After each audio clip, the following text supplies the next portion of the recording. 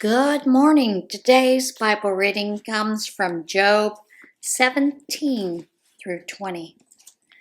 All right, let me get my spectacles on and we'll get to reading it. And we are reading from the Message Bible. Here we go. 17. My spirit is broken, my days used up, my grave dug in waiting. See how these mockers close in on me? How long do I have to put up with their insolence? Oh God, pledge your support for me. Give it to me in writing with your signature. You're the only one who can do it. These people are so useless. You know firsthand how stupid they can be. You wouldn't let them have the last word, would you? Those who betray their own friends leave a legacy of abuse to their children. God, you've made me the talk of the town. People spit in my face. I can hardly see from crying so much. I'm nothing but skin and bones. Decent people can't believe what they're seeing. The good-hearted wake up and insist I've given up on God.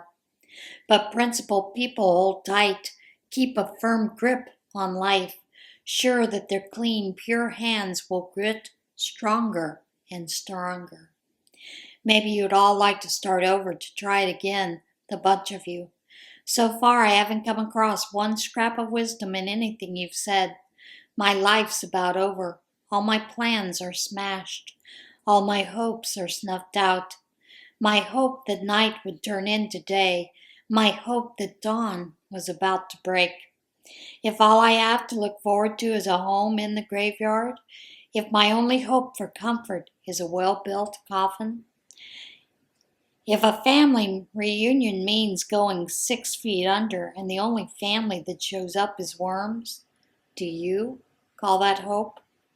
Who on earth could find any hope in that? No, if I hope and I are to be buried together, I suppose you'll all come to a double funeral.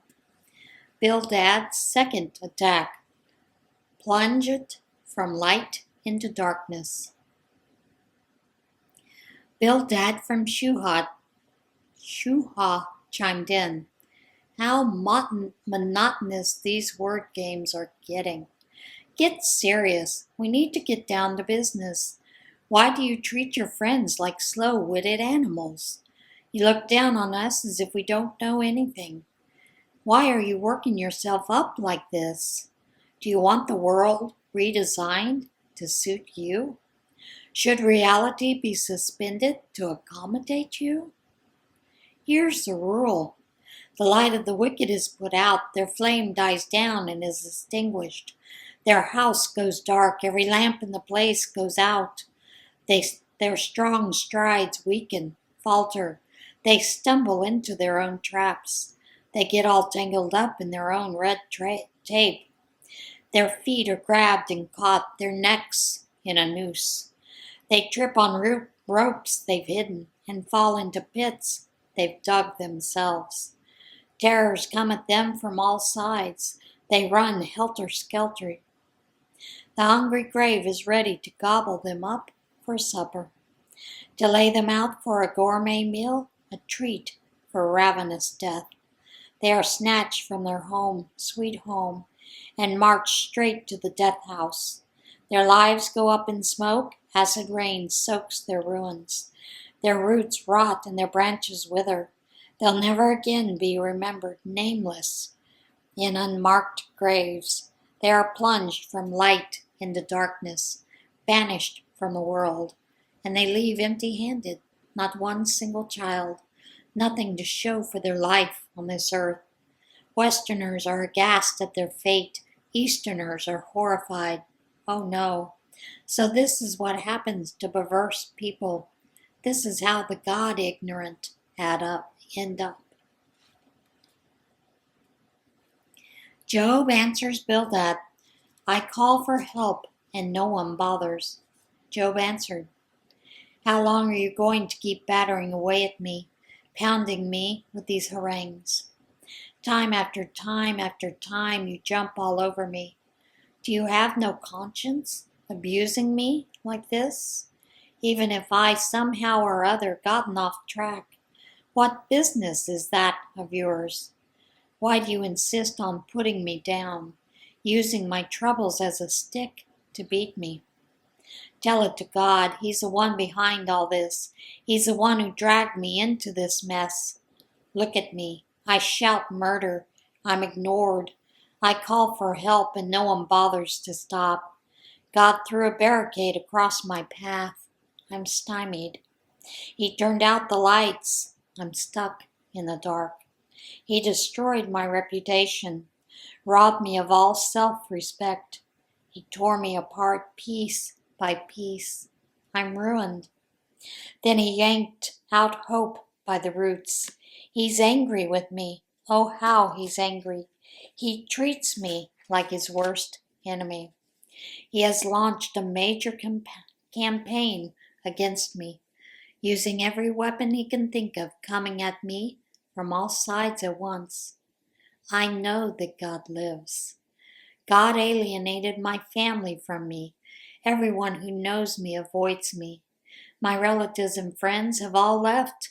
House guests forget I ever existed. The servant girls treat me like a bum off the street, look at me like they've never seen me before. I call my attendant and he ignores me even though I plead with him.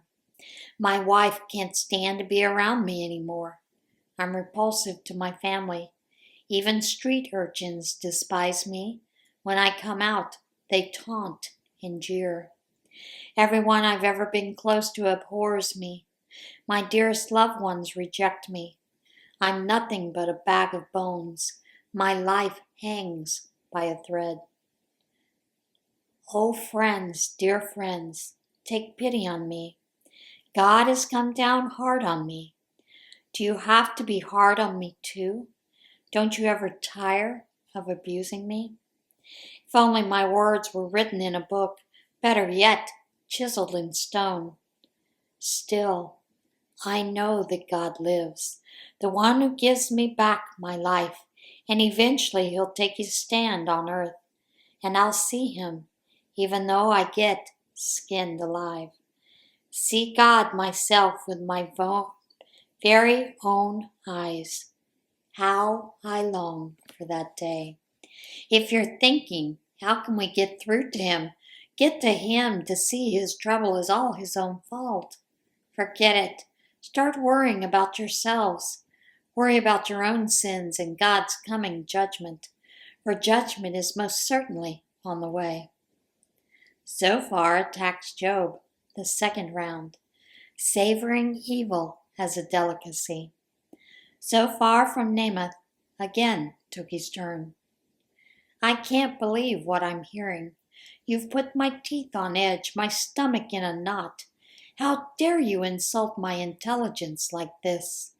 Well, here's a piece of my mind. Don't you even know about the basics? Don't you even know the basics? How things have been since the earliest days, when Adam and Eve were first placed on the earth? The good times of the wicked are short-lived. Godless joy is only momentary. The evil might become world famous, strutting at the head of the celebrity parade, but still end up in a pile of dung. Acquaintances look at them with disgust and say, "What's that?" They fly off like a dream that can't be remembered, like a shadowy illusion that vanishes in the light. Though once notorious public figures, now they're nobodies, unnoticed whether they come or go. Their children will go begging on Skid Row, and they'll have to give back their ill-gotten gain. Sorry about that, folks. Right in the prime of life and youthful and vigorous, they'll die. They savor evil as a delicacy, roll it around on their tongues, prolong the flavor, a dalliance in decadence, real gourmets of evil. but then they get stomach cramps, a bad case of food poisoning. They gag on all that rich food. God makes them vomit it up. They gorge on evil, make a diet of that poison, a deadly diet, and it kills them. No quiet picnics for them beside gentle streams, with fresh baked bread and cheese, and tall, cool drinks. They spit out their food half chewed, unable to relax and enjoy anything they've worked for. And why? Because they exploited the poor, took what never belonged to them. Such God-denying people are never content with what they have or who they are. Their greed drives them relentlessly. They plunder everything, but they can't hold on to any of it. Just when they think they have it all, disaster strikes. They're served up on a plate full of misery. When they've filled their bellies with that, God gives them a taste of His anger, and they get to chew on that for a while.